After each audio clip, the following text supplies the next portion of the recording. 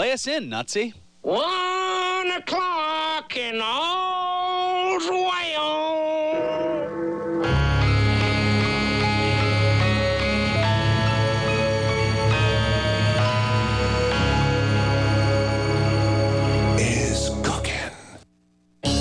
WBCB presents Pro Wrestling Weekly. The longest-running pro wrestling radio talk show in the history of terrestrial radio. And he's obviously Michael Cole. Call in with a question or comment at 215-949-3232 or 888-922-2149. Talking wrestling. Yeah. Because that's what this show's about. That's what we've been doing for over 16 years. No. It's about sports entertainment. And now here are your hosts of Pro Wrestling Weekly, Fearon and Lucas DeSangro. Will you stop marking out over there? Sorry. Move over, kid. I'm taking your microphone. You're shallow. You know that? I'm running on 2 hours of sleep. I don't remember what the hell I do anymore.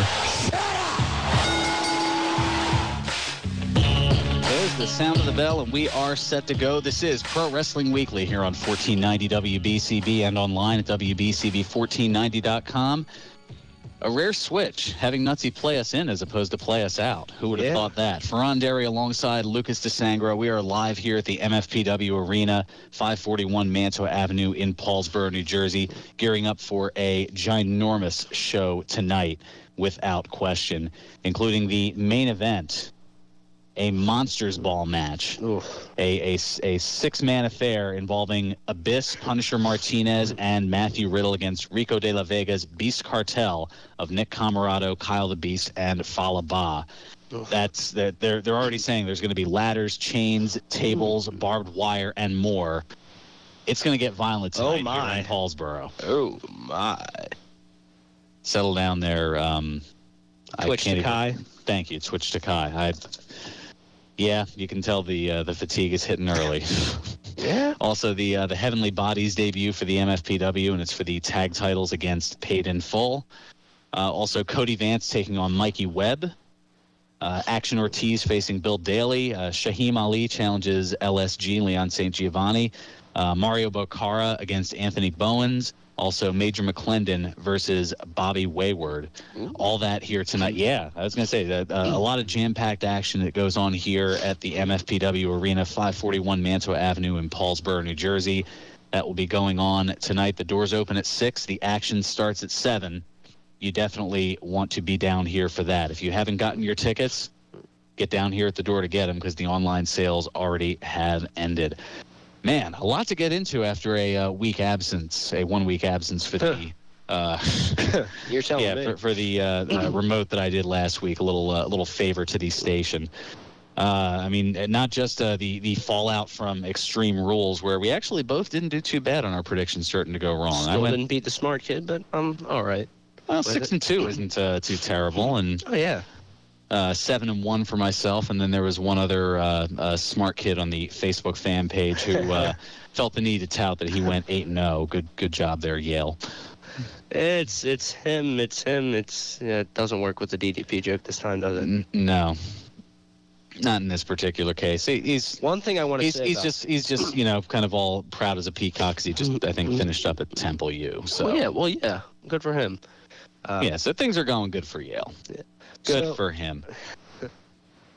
The thing I love about Extreme Rules was this was actually a really good pay-per-view. It was, without question. Yeah, the Fatal 4-Way match I loved. I actually, midway through, my dad actually sat down and started watching the rest of the pay-per-view with me, which was nice. And something very uncommon for you. Yes, very uncommon. It was weird because my dad was like, he didn't know who most of the wrestlers were. Like, he knew who who was it? The Miz was, because he knows him because he's, of me, but he didn't know a lot of the newer wrestlers. Like, he didn't know who Kevin Owens was. He did get a kick out of Kevin Owens, though, yelling at the crowd and stuff like that. Mm-hmm. So, little things like that matter. Yeah. Just sarcasm in your voice on that one. He really... No, not at all. I think you're confusing sarcasm with tiredness. I really do. My dad really enjoyed the Asylum match, mostly because of Jericho yelling "stupid idiot" the whole time. Because we see the things that he's entertained. My dad's easy to please when it comes to that. He thought it was, but The thing was, Yeah, it's just everything else that he isn't. yeah. The best part was about that Asylum match, though, was they used the barbed wire and the thumbtacks, which the barbed wire, I understood that part of it because he didn't he hit him and then just pulled back immediately. So it didn't leave it there for effect like the other times, you know? Uh-huh. He sold it, but but the tax was what was really surprising to me. Like, I was, obviously I don't want people I would never want to get put through thumbtacks, and being, training in this, business now, I don't think I want to see anybody else that I go through thumbtacks, but it was just something refreshing, which is a weird thing to say about somebody getting, a bunch of tacks in their back, but you hadn't seen it in a while, so I was thoroughly surprised. Thumbtacks and refreshing. Did I ever just really hear those two words in the same sentence come out of your mouth?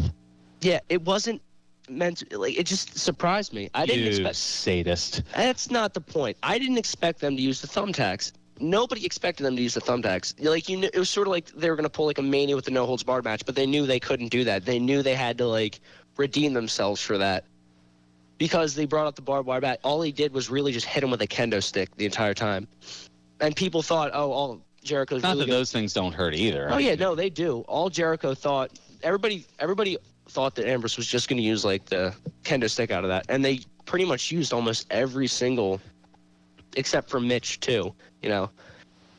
Mitch. Kind of like Francesca too with the no, son of Mitch, son of a Mitch. But not to be confused with. Well, no. Thankfully, you haven't brought any offspring into the world. Otherwise, you'd be considered a son of a Twitch. But that's yes. That's a whole nother story. Yes. So. A lot of news to get into. A programming note: we are off the air at 1:45 today, as we've got a break for Phillies baseball. Phillies pregame coverage. The Phils are out in the Windy City taking on the Chicago Cubs. So a little shorter broadcast than usual, but a lot again to talk about, including a major WWE shakeup that's coming. WWE announcing that SmackDown will move to Tuesdays every week and air live every Tuesday starting July 19th from 8 to 10 p.m. Eastern on the USA Network. So this means USA will be offering 5 hours of live WWE programming a week with obviously the 3-hour Monday Night Raw. But here's the additional catch. Each show featuring a distinct cast, unique storylines, and a dedicated writing team. That is a key statement. Because according to Variety.com, WWE will hold a draft to create separate rosters for the Raw and SmackDown brands sometime before the live SmackDown broadcasts starting July 19th. Where's Ric Flair and Eric Bischoff when you need them? Woo! Oh, yeah, I'm sure you were... Flashbacks to 2002. But no, I'm actually thrilled. Glad. No, I'm glad they're doing this. It brings back significance to SmackDown.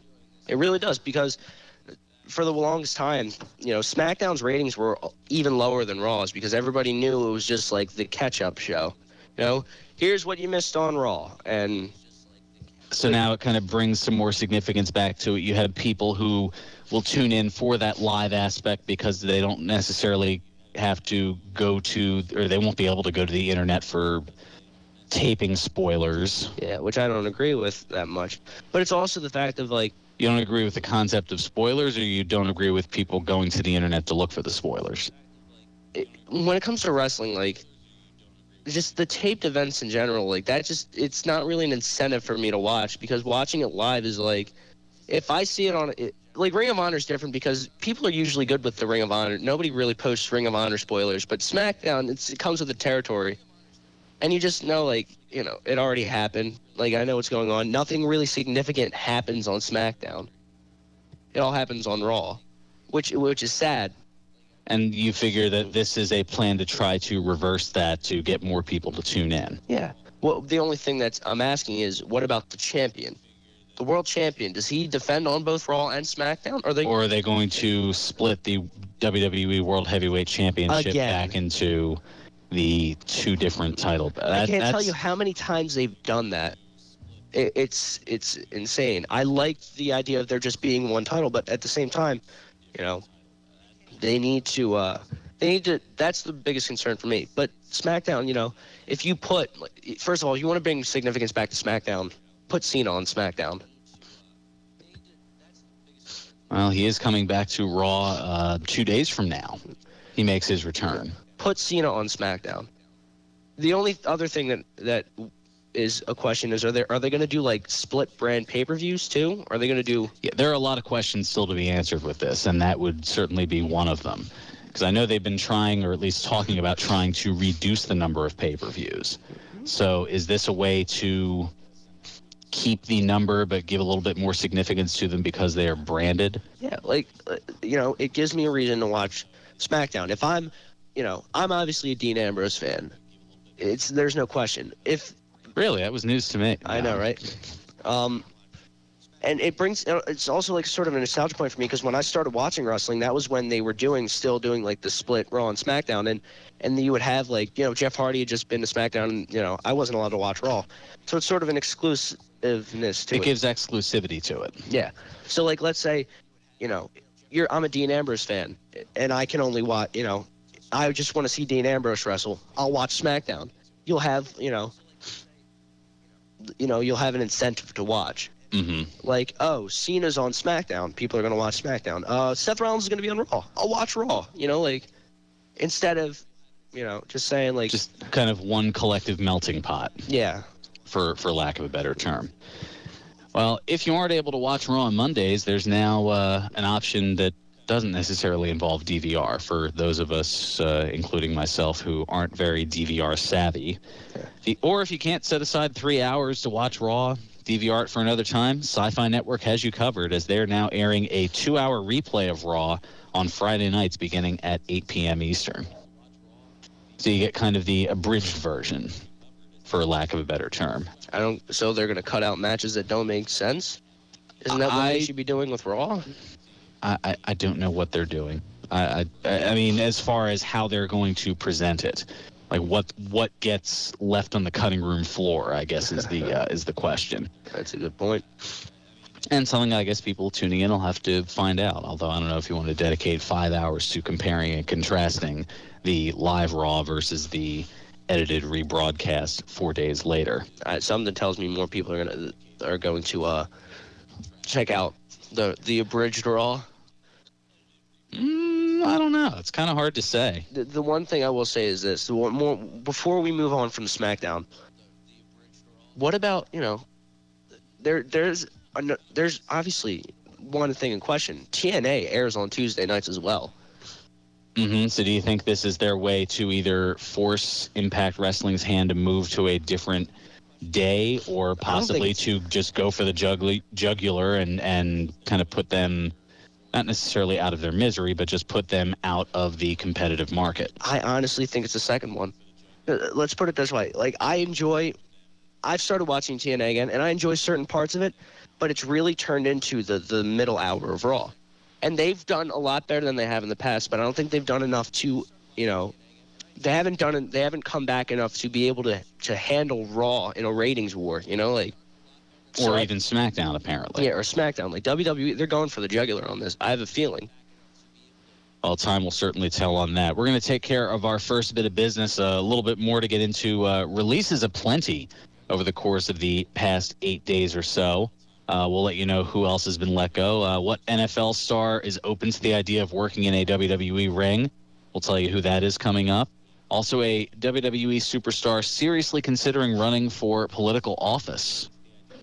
Ah, yes. I think I know who you're talking about. And we've got some more news in the Hulk Hogan legal battle, as if that hasn't really, as if we haven't heard enough about that. But just beating a dead horse at this point. Well, I mean, there are more things going on with it. See, you weren't around for, when you want to talk about coverage of a major trial and whatnot. OJ. Just completely cut me off at the knees, as always. I know I wasn't. You're consistent. I understand that, and I apologize, but, I know what you're talking about, because they still show stuff of it every year, every anniversary. It's like, oh, they're still beating the dead horse with that. Well, I think it's different than having day-to-day coverage for a really long time. I mean, once a year is a bit different than every day for a number of months. Hell, I was alive for the Casey Anthony thing. That was for a while. Not nearly as long as. Oh yeah, not as long. I'm just saying, they go on and on and on. which is what we seem to be doing. So let's go ahead and fix that here. Let me let you know that June is going to be a huge month for appearances at George's Cards and Collectibles, starting with Thursday, June 9th, when former WWE star Hornswoggle will appear at George's Neshaminy Mall store from 6 to 9 p.m., presented in part by RF Video. One night later, Friday, June 10th, from 6:30 to 8:30 p.m., also in George's at the Neshaminy Mall. 6 different former WWE wrestlers all at the same time. You'll see both members of La Resistance, Heidenreich, Gilbert, Barry Hardy, and Tiger Jackson, best known as Dink the Clown. Bill Redner is chomping at the bit for that, for both of those. And then on Friday, I know. And then on Friday, June 24th, from 6 to 9 p.m., George's and RF Video team up once again to bring you Damian Sandow. You're welcome. George's Cards and Collectibles has been the leading collectibles store in the tri-state area for over 20 years. They have 3 locations. Their original store at 7755 New Falls Road in Levittown, also in the Willow Grove Park Mall and in the Neshaminy Mall in the movie theater wing. Get the latest info on George's Cards and Collectibles at their website, georgescollectibles.com, as well as through George's Cards and Collectibles on Facebook. Alongside Lucas DeSangro, I'm Fearon Derry. We are here live at the MFPW Arena, where Ring of Honor star Shaheem Ali has just walked in, and he has a very interesting greeting for all of us to let us know that his presence has been felt. We'll return here to the MFPW Arena for more Pro Wrestling Weekly here on 1490 WBCB and online at WBCB1490.com. Let's go. Growing your business can certainly be a challenge. Univest Bank and Trust Company has partnered with WBCB on a small business series to help you achieve your goals. Tune in to Building Your Business with Univest Small Business Banking President Hugh Connolly and other industry experts. Join us every Wednesday morning at 9:30 to gain insight, solutions, and tips to help your business prosper.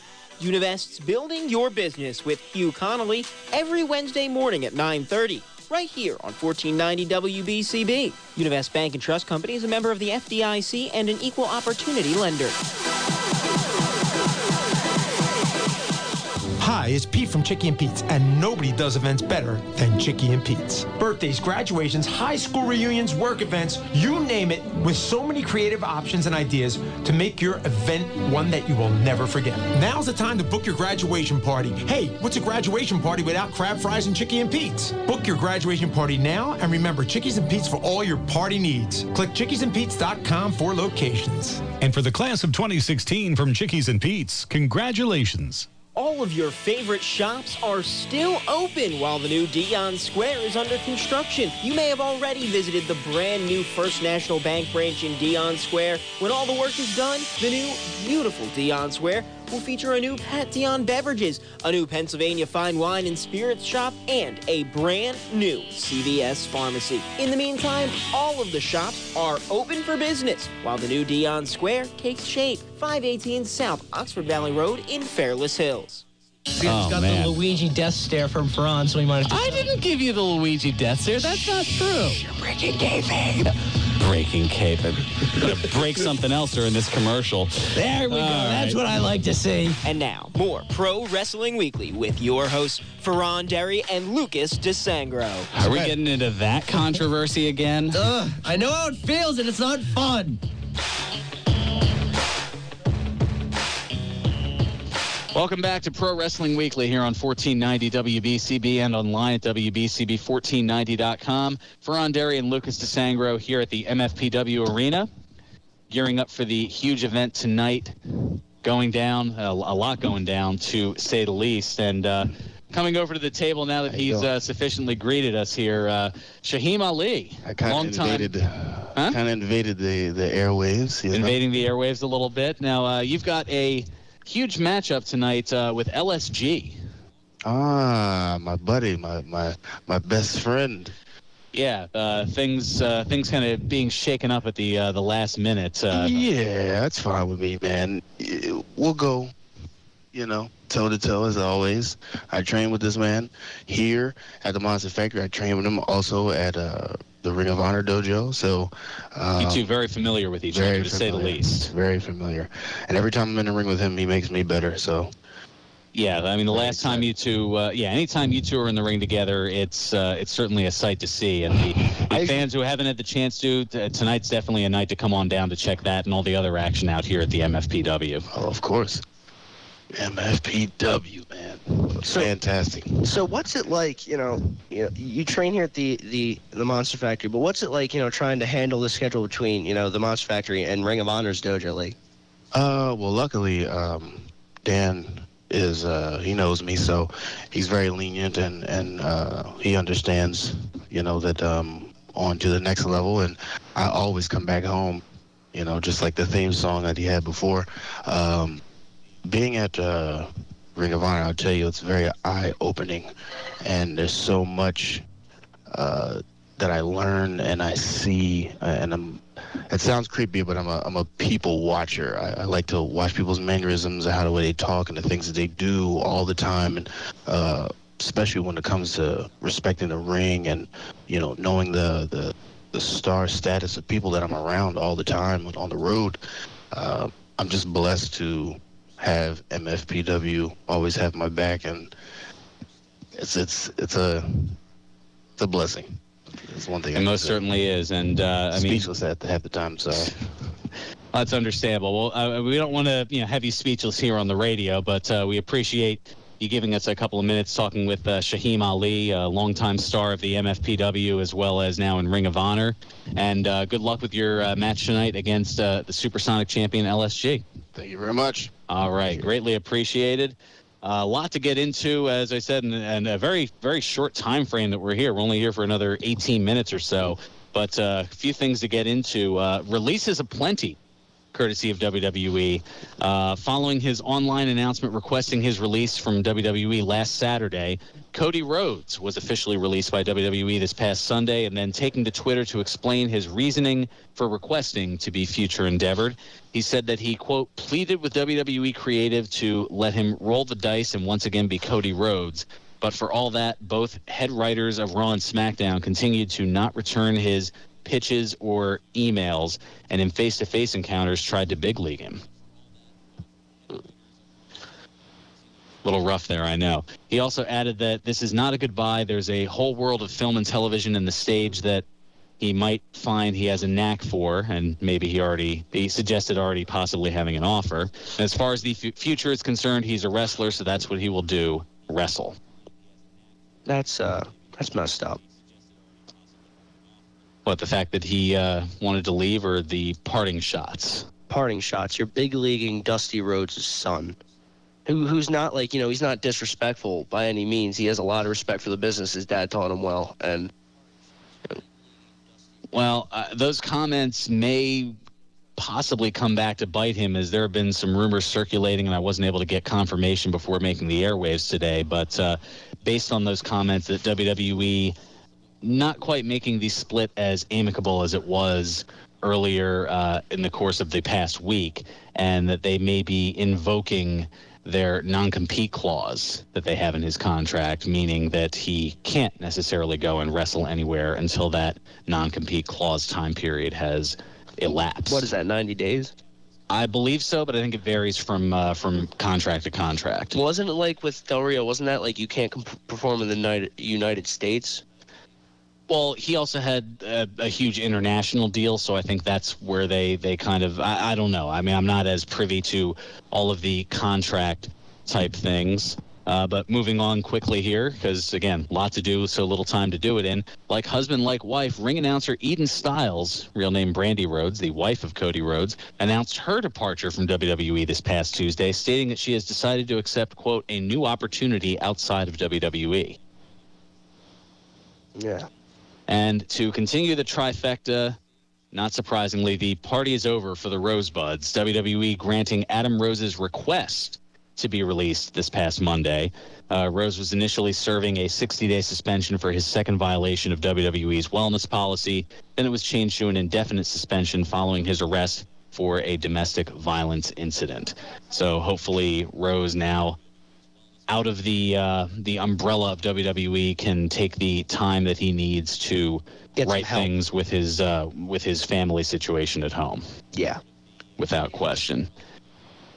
Also, Kane seriously considering running for political office. That's right. Glenn Jacobs telling WBIR-TV in Knoxville, Tennessee, that he is, quote, seriously considering the idea of running as a Republican for the Knox County, Tennessee mayor position in 2018. Ooh. He added, quote, I think the most important thing is I care very deeply about this community, like a lot of people do. And that's the only reason I would consider getting into any sort of government, because I do care very deeply. And I think it's incumbent upon people who care about the communities to try to make a difference. Well said. Maybe he can, speaking of making a difference, maybe he can have Fatu as his running mate. Little 95 reference there. No. Yep. No, I know what you're talking about. But no, if Kane were to do that, he would be 51 at the time of the potential candidacy. God bless him. He's been wrestling that long. Oh yeah, he's been in WWE since '95. So that's obviously a long, considerably long time. So he's looking for what to do after wrestling. So that's good on him. Yeah. Definitely good on him. Also, an NFL star open to the idea of working in a WWE ring. New England Patriots tight end Rob Gronkowski. Yes, he's friends with Mojo Rawley. He is. He said in an interview with DraftKings that he's open to the idea of wrestling for WWE once his football career ends, saying, quote, my buddy Mojo Rawley, he's in the WWE. He's doing great, about to be a superstar. I feel like I watch him and he kind of inspires me to maybe someday get in the ring and be a WWE wrestler. That would be pretty cool. I don't know if I would want to do it full time, but I would definitely like to appear in the ring once and jump off the top rope, do something with an elbow drop. And I can tell what you're thinking without even having to look over. Your chuckle says it all. No, like that we were all there at one point, like we all want that, we all want that moment to just be in the ring, and it's awesome that it just doesn't happen to average Joes like us. Well, we're more than average now. We're training at we're slightly better than average. Yeah. In many ways. But all right, we're gonna take care of our second bit of business because the time is, as I said, just flying on by here. We've only got a little over 10 minutes left, but it's about that time to let you know about my friends over at the Broken Goblet Brewery at 1500 Grundy's Lane in Bristol, PA, and they give you another reason to kick back, as the Broken Goblet is part of a pub partnership with the Philadelphia Union MLS soccer team. Well, so come on out, enjoy some brew, and cheer on the U. Doop, as they say. Yep. Okay, I'm done.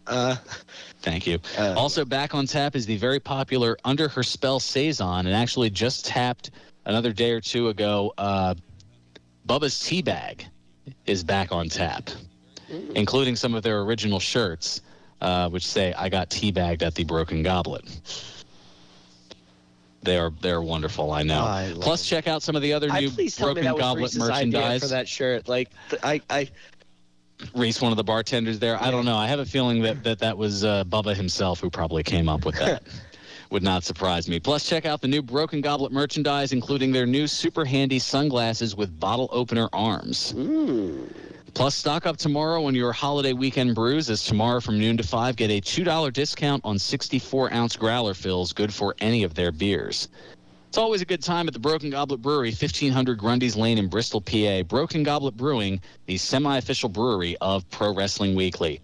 Coming back with a little more news and notes. Also today in wrestling history, your favorite segment, birthdays, and a whole bunch more. We are here at the MFPW Arena, 541 Mantua Avenue in Paulsboro, New Jersey. Lucas DeSangro and Fearon Derry here for Pro Wrestling Weekly on 1490 WBCB and online at WBCB1490.com. Whether it's for a wedding, a birthday, or just an I'm thinking of you, Flowers by Jenny Lynn has the brightest use for any occasion. Arrangements are made daily with the season's freshest flowers from all over the world. Jenny Lynn also carries unique gifts and gourmet jams, candies, and cookies. Serving the area for 25 years, Flowers by Jenny Lynn is your Fairless Hills florist. Stop by their beautiful shop to see for yourself at 100 Trenton Road in Fairless Hills, or call Jenny Lynn at 1-800-547-4551. That's 1-800-547-4551. Philadelphia Protestant Home is a premier senior living community that offers affordable, quality, independent living, personal care, skilled nursing, and rehabilitation. PPH is located on a beautiful, serene campus within minutes of Bucks County and features a variety of on-site amenities for active lifestyles. Elegant dining services, ice cream parlor, indoor pool and wellness center, bowling alley, computer learning center, greenhouse, bank, market, and coming soon, a pharmacy. Call now to schedule a tour, 215-697-8000, or visit us on the web at pphfamily.org. At PPH, a new guideline on how to treat a first seizure has been released by the American Academy of Neurology and the American Epilepsy Society. The guideline found the risk of another seizure is greatest within the first 2 years, but that taking epilepsy drugs immediately after a first seizure may reduce the risk of having another seizure. Neurologists and patients must discuss risks and benefits before starting any treatment. To learn more about epilepsy, visit AAN.com. That's AAN.com. Pro Wrestling Weekly presents Today in Wrestling History, May 28. On this date in 1996, the WWF held its In Your House Beware of Dog 2 pay-per-view. In the main event, Goldust defeated The Undertaker in a casket match to retain the Intercontinental Championship. On this date in 2001, WWF Monday Night Raw aired live from Calgary, Alberta, Canada. In the main event, Steve Austin defeated Chris Benoit by submission to retain the WWF Championship. On this date in 2003, the NWA TNA held its weekly pay-per-view number 46. In the main event, Glenn Gilberti pinned Raven. On this date in 2007, WWE Monday Night Raw aired live from Toronto, Ontario, Canada. In the main event, Shane McMahon, The Great Khali, and Umaga defeated Bobby Lashley and John Cena in a handicap tag team match. This has been Today in Wrestling History, May 28.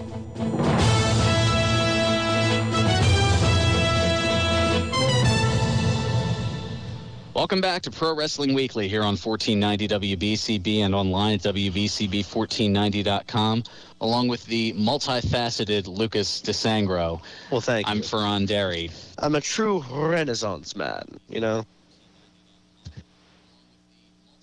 No, I don't really know, but okay. I'm sure somebody does out there.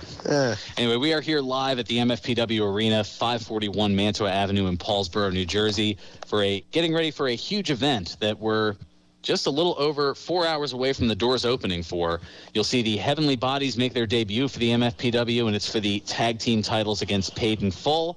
Also, Cody Vance takes on Mikey Webb. You'll see Action Ortiz facing Bill Daly. Shaheem Ali, he was on in the last segment. He challenges LSG, the Supersonic champion of the MFPW. Also, Mario Bocara against Anthony Bowens. Major McClendon versus Bobby Wayward. Plus, the main event, a Monsters Ball match between Abyss, Punisher Martinez, and Matthew Riddle against Rico De La Vega's Beast Cartel of Nick Camarado, the Freak Beast, Kyle the Beast, and Falaba. That's right. There'll be ladders, chains, tables, barbed wire, and more. Oh, my.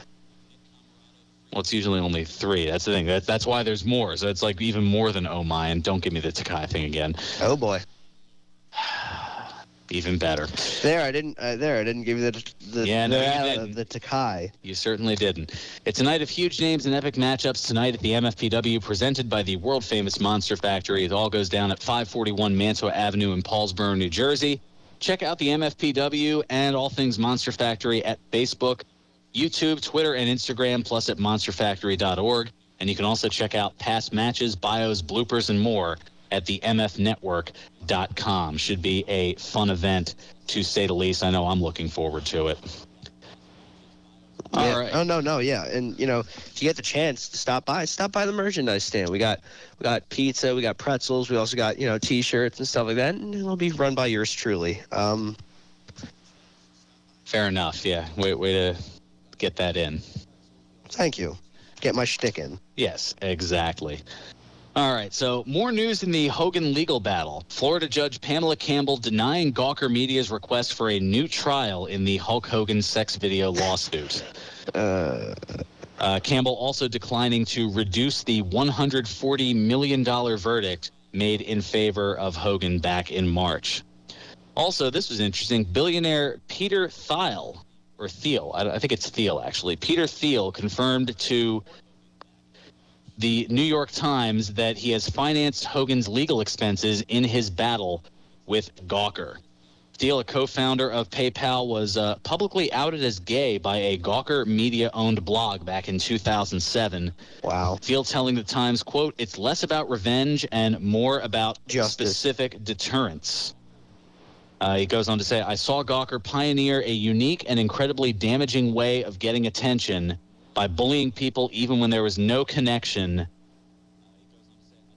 with the public interest. I can defend myself. Most of the people they attack are not people in my category. They usually attack less prominent, far wealthy people that simply can't defend themselves." And that's why Gawker's just a bunch of bullies, and I have no sympathy for them.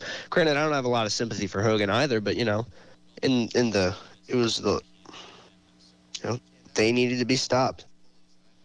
That is certainly understandable. Well, we're making our way to Phillies baseball coming up here on WBCB, a weekend set in the Windy City. The Chicago Cubs, the team with the best record in baseball, and you can hear that right here on 1490 WBCB. That's going to do it for us, though. Coming up in a couple of minutes, we'll get to our favorite segment coming up very shortly, but a bit of a programming note. I know there have been a lot of changes the last few weeks. Next week, we are scheduled to be back in studio for, I think, the first time in about a week and a half. Or a week and a half. It feels like a week and a half worth of Saturdays. No. Thank the Mother Mary. No, a month and a half is what I meant to say, not a week and a half. Again, the sleep deprivation totally kicking in, as you can tell. Sleep Deprivation Tour 2016. Yeah, it just keeps on Never going. stops. Train keeps rolling. Yeah, it most certainly does. But we'll be back in studio. We'll finally be able to take your calls. I'm sure there's a lot of things in a lot of different people's minds that have gone on over the past, 6 weeks that we've been out of the studio, between being down here at the MFPW Arena, the special remote last Saturday at Piazza Volkswagen of Langhorne, and, of course, a few weeks ago, the Senator Tommy Tomlinson's Children's Expo. So certainly good to catch up with all that. So we're down to about 2 minutes left here, so let's go ahead and get to your favorite segment. Birthdays. Most certainly. So I got 3 of them for you. On this date in 1950, James Harris was born. Who's that, you're probably wondering? Yes. The former WWE and WCW star known as Kamala, the Ugandan giant, turns 66 today. How about that? Yeah, a couple of the other folks in attendance kind of raising an eyebrow of curiosity to that one. On this date in 1971, Charles Warrington was born. One of the headbangers, right? Yep, former WWE Tag Team Champion and Monster Factory alum, best known as Mosh of the Headbangers, turns 45 today. And finally, this one you'll more than likely recognize, Lucas. On this date in 1986, Colby Lopez was born. Seth Rollins. You ruin everything. That is not fair, okay? And there, you got a new updated drop. That is not fair. Yeah, because you need a new one every, couple of months. Yes, the former WWE World Heavyweight Champion, best known as Seth Rollins, turns 30 today. So there it is, stepping on me once again, not surprisingly. But thank you all out there for tuning in. It is greatly appreciated.